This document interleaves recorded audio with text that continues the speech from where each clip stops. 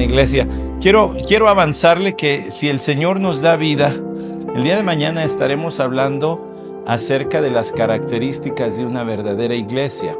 También hablaremos de los propósitos de una verdadera iglesia. Y entonces allí estaremos examinando cuestiones todavía más prácticas de lo que hace una iglesia, de lo que cree una iglesia. También, por supuesto, en la mañana, a petición de mis hermanos organizadores, también estaremos hablando de un breve panorama del movimiento de reforma en la iglesia, ¿verdad?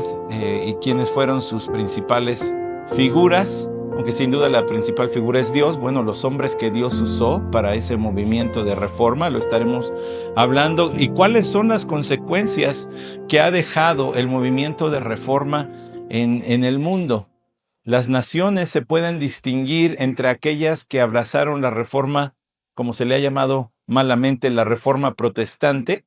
¿Sabe por qué a los cristianos se nos llama protestantes? ¿Alguien sabe por qué a los cristianos se les llama protestantes?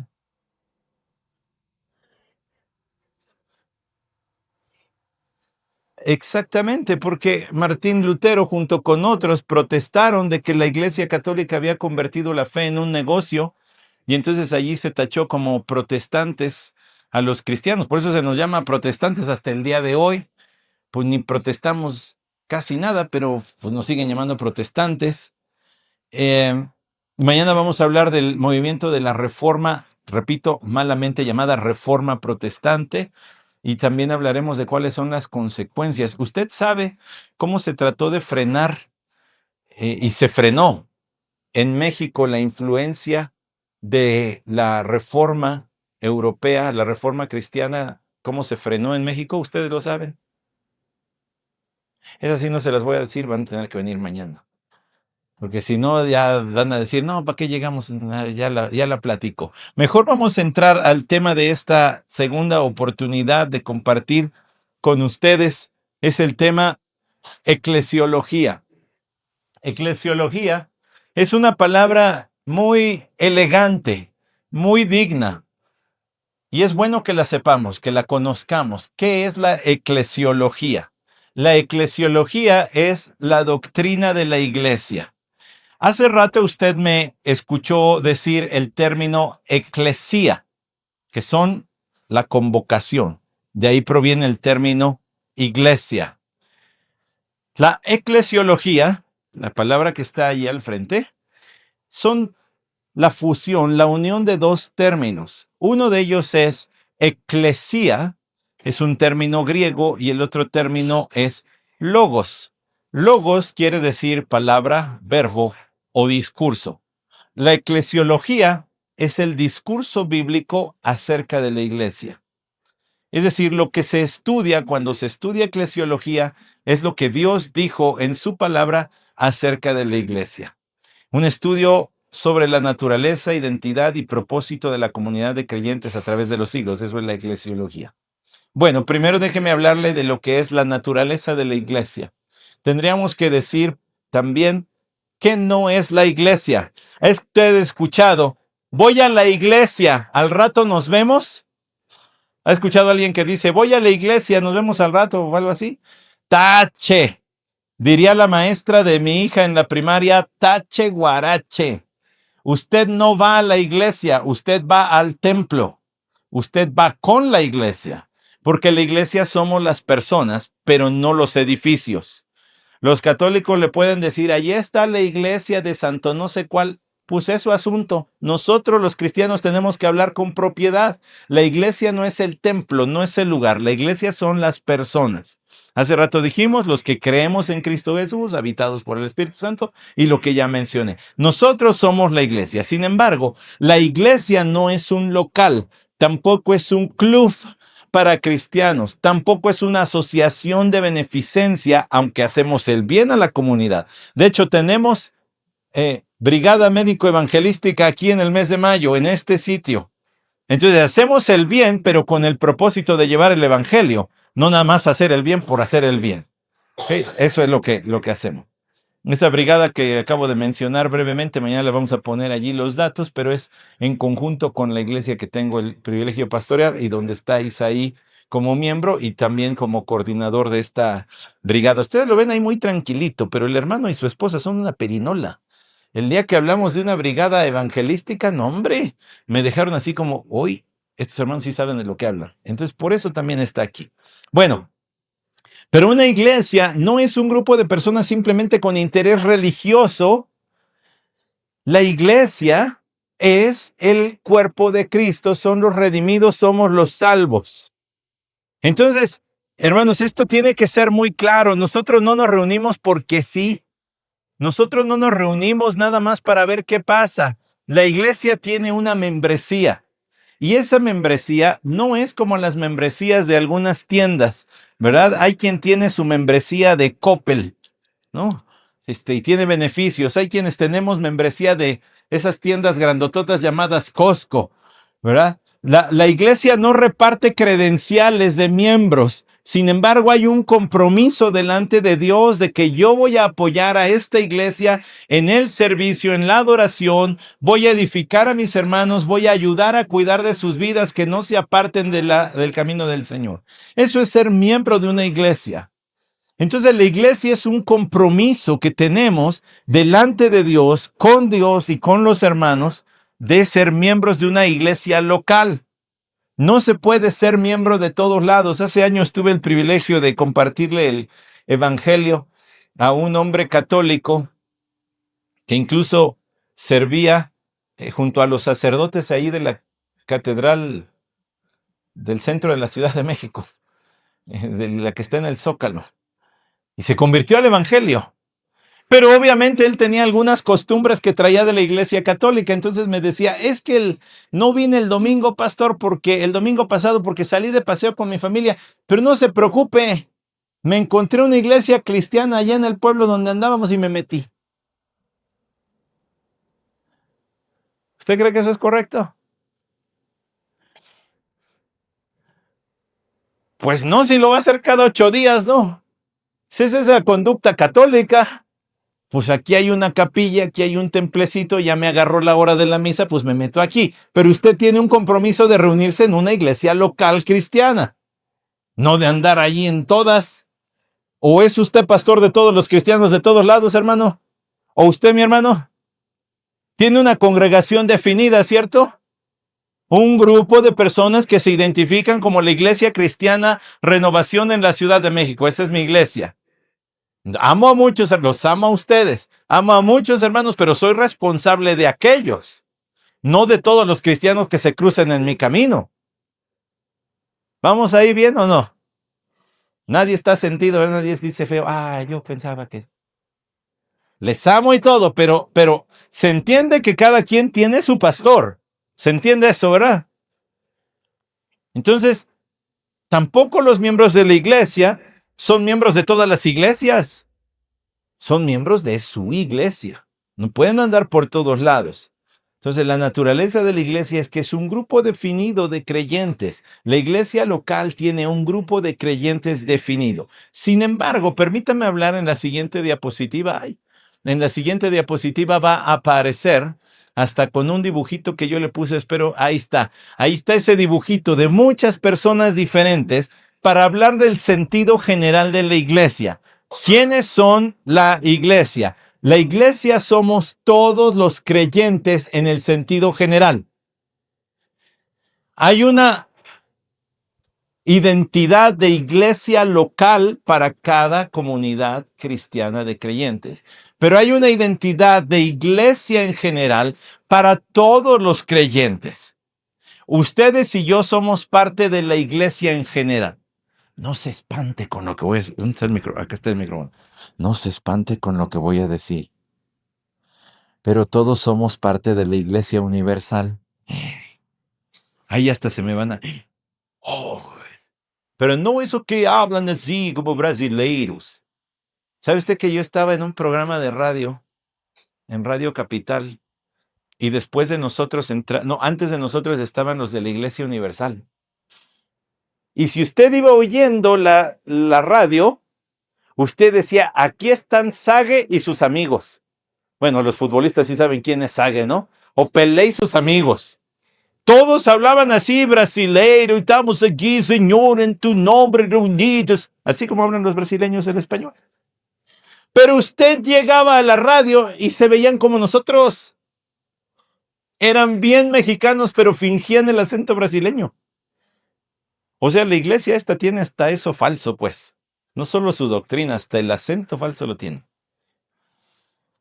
Pero la Iglesia Universal, aunque ellos se han adjudicado ese nombre, ellos no son parte de la iglesia, porque no son creyentes en Cristo Jesús. Ellos predican un falso evangelio que es el evangelio de la prosperidad. Pero los creyentes verdaderos en Cristo Jesús somos parte de una iglesia local, pero a la vez somos parte de la iglesia universal en el sentido de que en donde quiera que haya un creyente en Cristo, allá hay iglesia. ¿Me explico? Entonces usted viaja a otros países y se integra a una iglesia porque está visitando y allí hay creyentes en Cristo, ellos también son iglesia. Y a cualquier lugar del mundo donde vaya y que haya una iglesia, son parte de la iglesia en general. Entonces, la iglesia tiene un aspecto general y un aspecto local. La iglesia, entonces, es la comunidad de todos los creyentes. Ahora, aquí yo le puse una definición porque nosotros venimos a estudiar el tema de la iglesia, no nada más a irnos con las ideas superficiales.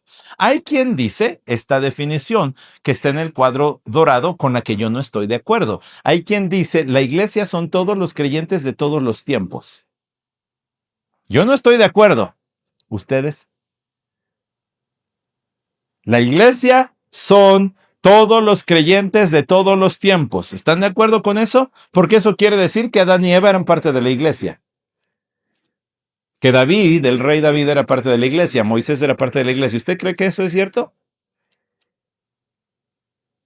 Bueno, algunos están así como que me dicen que sí, me dicen que no. Les voy a decir, no puede ser así. ¿Por qué la pone allí, pastor? Porque estamos aquí para estudiar el tema de la iglesia y tenemos que ver también otras posturas que pueden ser o no ser correctas. Esta no es correcta. ¿Cuándo nació la iglesia? La iglesia nació en el día de Pentecostés, cuando el Espíritu de Dios descendió en los primeros creyentes en Jerusalén. Allí nació la iglesia. Y entonces los otros creyentes, los antes en el Antiguo Testamento, ellos se les llaman los santos del Antiguo Testamento, pero no son parte de la iglesia. La iglesia nació en el día de Pentecostés. Le voy a poner algunos ejemplos en un momentito.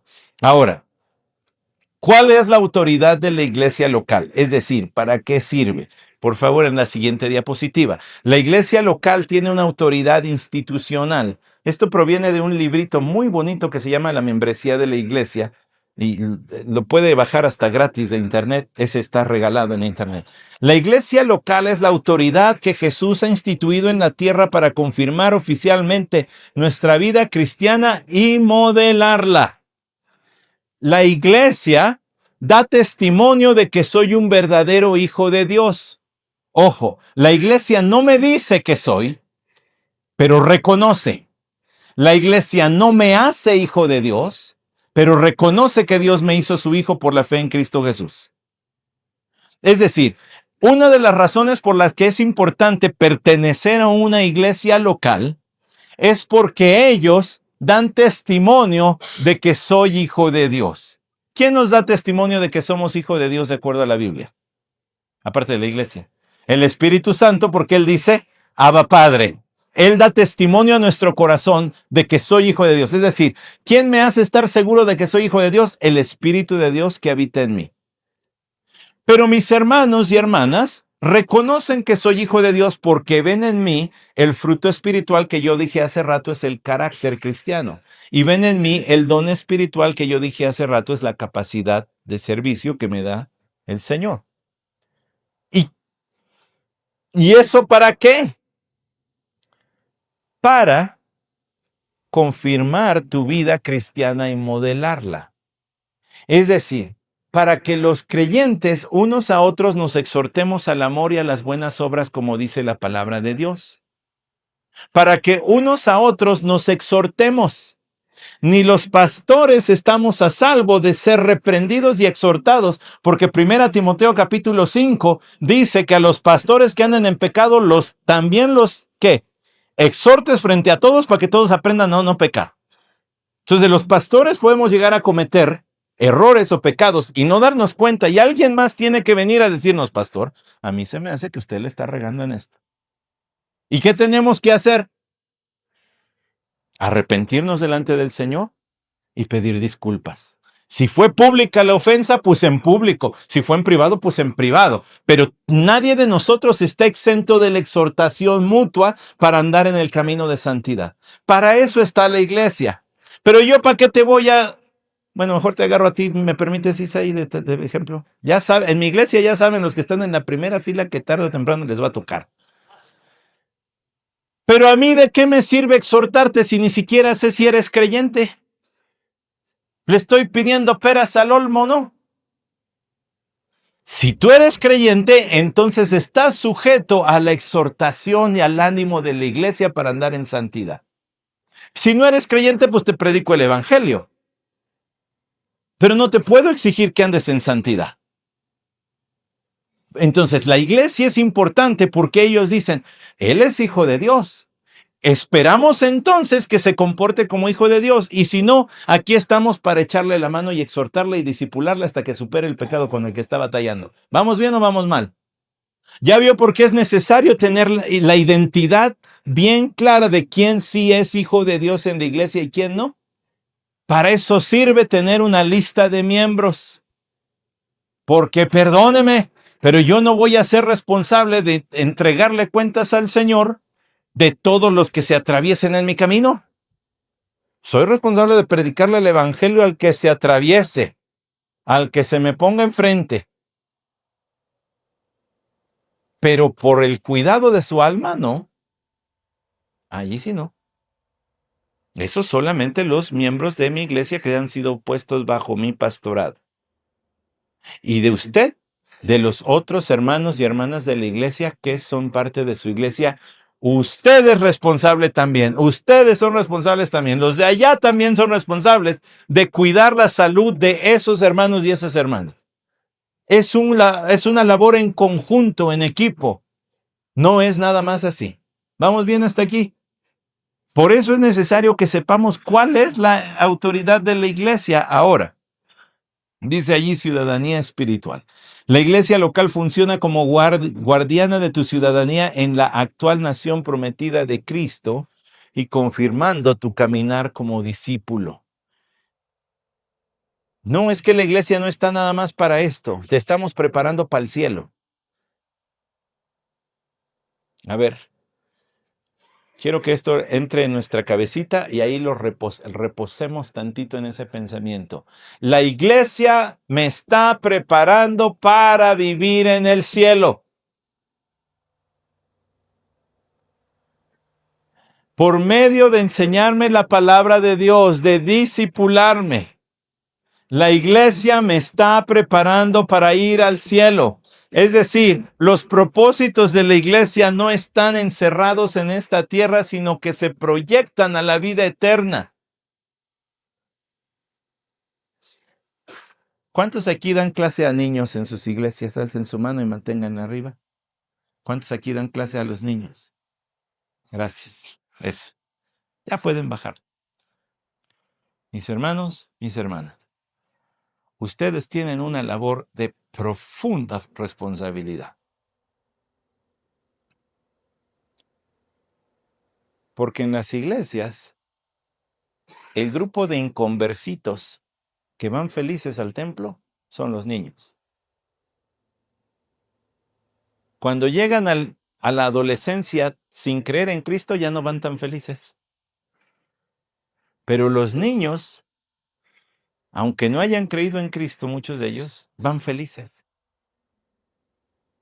Usted tiene en sus manos el predicarles el evangelio. En Dios estará el salvarlos o no, o cuándo. Pero usted tiene que predicarles el evangelio.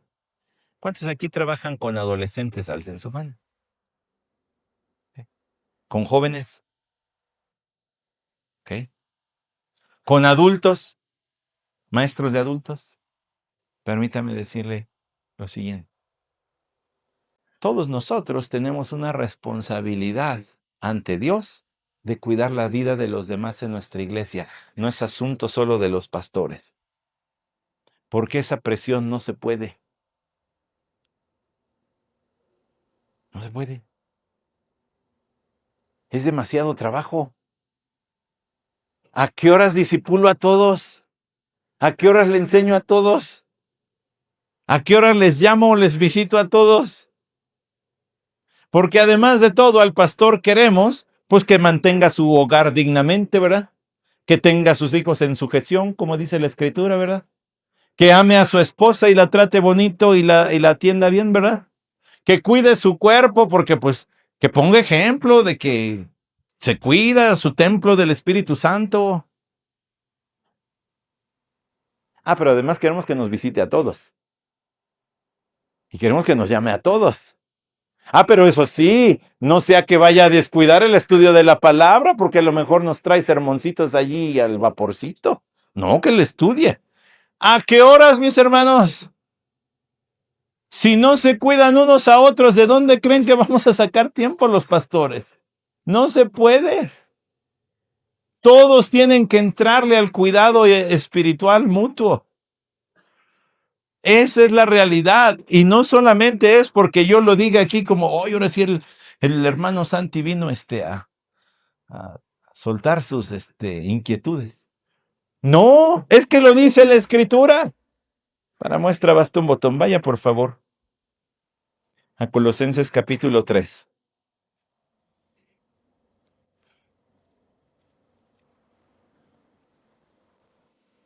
Colosenses capítulo 3. Dice el versículo 16 así. La palabra de Cristo mora en abundancia en vosotros, enseñándoos y exhortándoos unos a otros en toda sabiduría, cantando con gracia en vuestros corazones al Señor, con salmos e himnos y cánticos espirituales. Hay muchos que sus Biblias se les borró de donde dice enseñándoos y exhortándoos. Se les borró lo que sigue. En sus Biblias, algunos nada más se lee, la palabra de Cristo mora en abundancia en vosotros. Oh, sí, gloria a Dios, hay que estudiar la santa palabra, la sana doctrina. Y le meten al estudio, pero no la comparten con nadie. Y se avientan los sermones de este pastor y del otro, y luego nos mandan a los pastores, pastor, esta prédica, échesela, está bien buena. Y yo digo, ¿y de dónde quiere que escuche más sermones que los míos? ¿De dónde quiere? ¿En qué tiempo? Páseselo a otros hermanos que lo necesitan también. Exhórtese que la palabra de Cristo mora en abundancia. Sí, estúdiela, pero lea lo que dice allí para que se exhorten unos a los otros, para que se instruyan unos a los otros. La enseñanza no viene nada más del púlpito para allá. La enseñanza se da entre las sillas y las bancas de nuestras iglesias, es decir, de miembro a miembro, porque para eso existe la iglesia. Eso es la iglesia. Yo espero que junto conmigo su visión de lo que es la iglesia y de la importancia que tiene para mi vida, pero no solo para mi vida, sino mi participación para la vida de los demás, es mucho más que solamente asistir el domingo en la mañana. ¿Cuántos de aquí han jugado, varones, cuántos de aquí han jugado en un equipo de fútbol en liga organizada, donde uno se pone la camiseta del equipo y todo? Alza su manita, por favor. Poco futbolista, bueno, algún otro deporte, básquetbol, béisbol o algún otro, todos los deportistas suben su manita. Ok. Bájenla ya, ¿verdad? Sería muy raro que usted agarre la camiseta de su equipo y se la ponga para ir a trabajar el lunes. Pues me la pongo el sábado, ¿no? Para el partido. No voy con esa a trabajar el lunes. Sería todavía más raro que se la ponga el lunes y luego el martes. Y luego el miércoles y el jueves y el viernes. Se la pone para el partido y ya, ¿verdad? Pues le voy a decir algo. La camiseta de cristiano no se la puede poner el domingo en la mañana y ya. La tiene que traer todos los días. Toda su vida fue comprada por Cristo, no nada más el domingo en la mañana. Entonces estamos para servirnos y exhortarnos y animarnos y enseñarnos unos a otros todos los días. Esa es la naturaleza de la iglesia. La autoridad de la iglesia es que mis hermanos pueden aproximarse a mí, acercarse a mí para enseñarme, para exhortarme, para reprenderme también si es necesario. La vida cristiana es caminar juntos. Tal vez como miembro de la iglesia sea difícil que le pase esto, pero puede que algún día ocurra. Me invitaron a predicar en una boda y me dieron la fecha y todo, y aparté la fecha. Era un sábado por la tarde, pero el viernes en la noche falleció una hermana. Y la familia quería que yo oficiara el sepelio el sábado en la mañana. Así que el sábado en la mañana fui al sepelio, donde se enterró el cuerpo de esta hermana, y por la tarde estaba yo en la boda. Dos ocasiones muy diferentes. Pero como hijos de Dios nos tenemos que acompañar tanto en las ocasiones difíciles como en las ocasiones alegres. Nos toca. Eso es ser parte de una iglesia. Ahora vamos al Nuevo Testamento. Allí van a aparecer algunos números. En el Nuevo Testamento se menciona 114 veces la palabra iglesia. De esas, 3 veces ocurren en los evangelios y 111 ocurren en las epístolas. Interesante, ¿no cree? ¿Por qué en los evangelios no se habla de iglesia? Sí, como dicen algunos, y yo mostré, sí, la iglesia son todos los creyentes de todos los tiempos, entonces ¿por qué en tiempo del Señor Jesucristo en los evangelios ni se hablaba de iglesia? Se habla después de Pentecostés, no antes. Ahora, de las 3 veces que ocurren los evangelios, abra su Biblia, por favor, en Mateo capítulo 16. Primero vamos a Mateo capítulo 16, texto conocidísimo. Nuestro Señor se llevó a los apóstoles a Cesarea de Filipos, o de Filipo más bien, Cesarea de Filipo, a donde se adoraba al emperador romano y se adoraba al dios Pan. El dios Pan era un fauno, era un ídolo, mitad cuerpo de cabra, mitad cuerpo humano. La parte superior era mitad cuerpo humano, la parte inferior era mitad de cabra. El dios Pan tocaba una flauta y ustedes saben cuál es. Es esa flautita que son muchos tubitos pegados que se van haciendo más cortos unos de los otros. A esa se le llama la flauta de Pan. Pues no porque sea de pan Bimbo, sino porque es del dios Pan. Entonces allí en Cesarea de Filipo se adoraba al dios Pan y se adoraba al César, al emperador romano. Allí el Señor se los llevó. Y allí les dijo, ¿quién dicen los hombres que soy yo? Les dijo a sus discípulos. Y dijeron, bueno, hay unos que dicen que eres Elías, otros que dicen que eres Juan el Bautista. ¿Y ustedes quién dicen que soy yo? Y ellos dijeron, en voz de Pedro, como el vocero de todos, tú eres el Cristo, el Hijo del Dios viviente. Bienaventurado eres Simón, porque no te lo reveló carne ni sangre, sino el Espíritu Santo. Es decir, para que alguien sea creyente en Cristo Jesús, el Espíritu de Dios tiene que convencerlo de la identidad de Jesucristo. Él es el quien nos salva. Bueno, pero esa es otra cosa. Esta pregunta del Señor, yo les dije dónde la llevó a cabo. ¿Cómo se llamaba el lugar? Cesarea de Filipo. ¿Y a quién se adoraba allí? Al dios Pan. ¿Y a quién más? Al emperador romano. Bueno.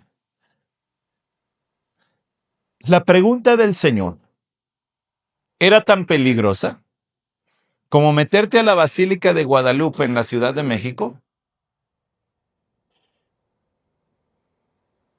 y empezar a romper todos los monigotes que están allí y decir hay solo un Dios verdadero. Decir que Jesús es el Hijo de Dios para el concepto que tenían los romanos de su emperador, para la ciudad tan idólatra en la que estaban era peligroso. El Señor estaba poniendo a prueba la fidelidad de sus apóstoles.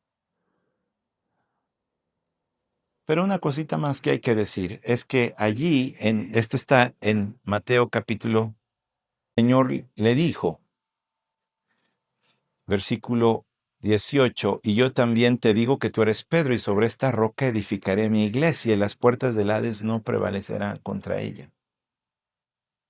Noten por favor que está hablando en futuro, sobre esta roca edificaré mi iglesia. La Iglesia Católica dice que Pedro entonces de allí es el primer papa. El Señor no estaba hablando de Pedro como la roca en la que se edificaría la iglesia, sino de la confesión de Pedro de que Jesús es el Hijo de Dios. Sobre esta roca voy a edificar. Entonces, ahí aparece una vez la palabra iglesia. Vaya a Mateo capítulo 18, versículo 17. Si usted no conoce este texto, se lo digo. El Señor está hablando de cómo la iglesia debería, o más bien la iglesia en el futuro, a partir del punto del momento donde el Señor dijo esas palabras, la iglesia todavía no existía. Empezó en el día de Pentecostés. El Señor estaba diciendo cómo la iglesia tendría que tratar el pecado en medio de ellos. La iglesia tiene que lidiar con el pecado de los creyentes y exhortarles y reconvenirles y disciplinarles. Ese es un tema muy grande que en esta ocasión, en este fin de semana, no voy a tocar, pero es importante que usted lo sepa, que aquí se está hablando de la disciplina de la iglesia, no nada más de cómo resolver asuntos interpersonales, sino asuntos interpersonales a la luz de que si un hermano está en pecado y no se arrepiente, hay que exhortarlo. Primero tú que te diste cuenta. No vas con el pastor y le dices, pastor, ¿qué cree? Vi al hermano hacer esto. Pues mucho gusto, hermano, vaya y dígale a usted. Porque es su responsabilidad cristiana, no es que yo sea flojo, es que es su responsabilidad cristiana, como lo he dicho toda esta sesión. Dice el Señor, ve tú y búscalo a solas. Si te escucha, qué bien. Si no, lleva 2 o 3 testigos, en los cuales conste toda palabra. Si el hermano sigue pecando de la misma manera, lleva otros 2 o 3 para que le exhorten al arrepentimiento. Pero si no procede en arrepentimiento, tienes que decirlo a la iglesia para que ahora toda la iglesia lo exhorte. Pero si no hace eso, si no se arrepiente, entonces hay que sacarlo de la comunión de la iglesia como un acto de amor a su alma. Se está engañando pensándose que es hijo de Dios. Ningún hijo de Dios persevera en el pecado, sino que se arrepiente y lo abandona. Entonces es un acto de amor. La disciplina no es cómo botar gente de la iglesia, cómo darle machete a la congregación. La disciplina es una expresión del amor cristiano para tu santificación. Y si no estás avanzando en santificación, es porque ni creyente eres. Deberías darte cuenta estando allá afuera. En alguna ocasión aplicamos disciplina cristiana a un joven en nuestra iglesia, en la Iglesia Cristiana Renovación, y él nos dijo, bueno, no le hace el fin que la próxima semana me puedo encontrar otra iglesia. No, no hay arrepentimiento en ti. Lo que estás diciendo es que, pues te da igual. Estás siendo hasta cínico. En tiempos bíblicos donde había una sola iglesia por cada ciudad, si te expulsaban de esa iglesia, te tenías que mudar de casa a otro lado porque no había de otra. Sacarte de la comunidad de creyentes era mostrarte, estoy en pecado y no me puedo acercar. En verdad no soy hijo de Dios. Pero en Mateo capítulo 18, versículo 17 dice, si no los oye a ellos, dile a la iglesia, y si no oye a la iglesia. Ahí están las 3 veces que se menciona la palabra iglesia en los evangelios. No se menciona hasta después de Pentecostés 111 veces en el Nuevo Testamento. Lo cual entonces nos deja claro que la iglesia nació en el día de Pentecostés. Pero algo más, nos deja en claro que el término iglesia quiere decir los que son llamados. Los que se distinguen, se separan del mundo, tienen una forma de vivir que no es igual a la de todos los demás.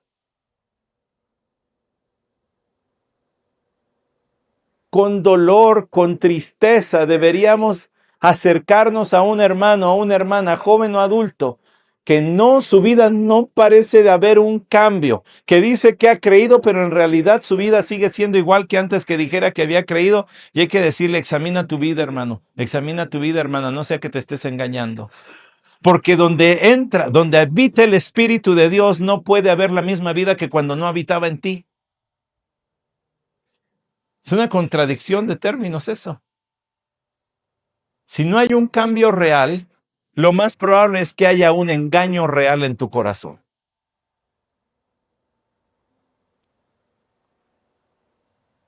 Algunos de nosotros fuimos actores que nos debieron haber dado uno de esos premios que les dan a los actores, ¿eh? Los Óscares. ¿Saben de esos, no? Los premios a los actores. Algunos de nosotros nos debieron haber dado premios porque éramos hipócritas de los buenos. ¿Sabe usted que el término hipócrita quiere decir actor? Otra vez voy a agarrarte a Isaí porque pues... Pero si yo tengo un problema con Isaí y me acerco, oye Isaí, según lo arreglamos, pero yo en mi corazón sigo teniendo rencor contra Isaí, pero cada que lo veo en las reuniones de la iglesia lo trato bien. Hola, ¿cómo estás, hermano? Qué gusto verte, te he extrañado. Pero por dentro sigo teniendo rencor, entonces soy un hipócrita, estoy actuando. Le estoy dando una fachada, una impresión, pero en realidad por detrás, en mi corazón, pues hay rencor. Hay muchos en las iglesias que se merecen un Oscar a la actuación que hacen de cristianos. Porque alaban hasta, ¡hay libertad! ¡Libertad! Y se desgañitan y todo. Y cargan la Biblia y se saben versículos y ganan concursos de memorización bíblica y te saben recitar las historias de la palabra del Señor y se saben dónde andaba Pablo y a quién le predicó, bla, bla, bla. Yo era de esos. Yo era de esos.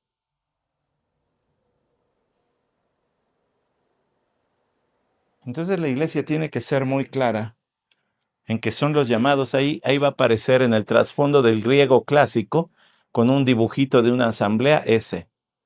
Gracias. Entonces la iglesia tiene que ser muy clara en que estos son los llamados afuera, los que se distinguen de los que están en el mundo. Y si no hay distinción entre tu vida y la del mundo, mi hermano, deja de engañarte. O más bien, no te puedo decir ni mi hermano. Así de drástico es. En la iglesia nadie es hermano hasta que demuestre que lo es. No le digas hermano, no le digas hermana, lo estás engañando. Hay que tener cuidado con esas cosas. Se tiene que distinguir. Son los que son llamados afuera, los que forman la asamblea. Ahora, permítame aclarar, por favor, porque en el Antiguo Testamento había algunas palabras que hablan de la asamblea a la que el Señor llamaba a su pueblo. Hay quienes hablan de la iglesia como desde el Antiguo Testamento y entonces dicen, bueno, es que el término que aparece allí, kahal, en el hebreo, quiere decir también asamblea. El pueblo del Señor era una asamblea, era una reunión general de personas. Había otro término, ahí va a aparecer al frente en la siguiente, por favor, el término edá. El término edá es la congregación. Y usted ha leído en su Biblia esto, ¿verdad? Y la congregación de los hijos de Israel. Y hay quienes leen congregación y dicen, ahí está, eran iglesia. No, no. Pero lo que sí se parece es que el pueblo de Israel también fue llamado por Dios para distinguirse de las otras naciones. Pero no eran la iglesia. ¿La iglesia nació cuándo? El día de Pentecostés. Ese día nació la iglesia. Que se usen términos similares en el Antiguo Testamento no nos debe llevar a asumir que ya la iglesia había nacido. La iglesia, el término eclesía, que también va a aparecer en la siguiente diapositiva, aparece en muchos textos, 111 casi. Primera los Corintios 1:2, a la iglesia de Dios que está en Corinto. Gálatas 1:2, a las iglesias de Galacia. La carta a los Gálatas no fue a una iglesia, sino fue a un grupo de iglesias en toda esa región. Primera Tesalonicenses 1:1, a la iglesia de los tesalonicenses. Entonces, usted y yo tenemos que darnos cuenta, mis hermanos, La iglesia es un tesoro porque somos los escogidos de Dios, llamados a ser diferentes al resto. Por eso somos una congregación, una reunión, un conjunto de creyentes. La iglesia es un tesoro porque tiene dentro un tesoro, que es el Evangelio de Jesucristo. Ningún otro camino lleva a Dios más que Cristo Jesús, y ese es el centro de nuestra predicación y de todo lo que hacemos. Cristo Jesús es el centro de nuestra predicación y de lo que hacemos. Pero ya mañana hablaremos de las funciones de la iglesia. Por hoy vamos a despedirnos, al menos de esta sesión, con una oración. Señor, gracias por tu palabra y gracias por tu iglesia. Ayúdanos a atesorar lo que tú atesoras, tu pueblo que lleva el mensaje del Evangelio.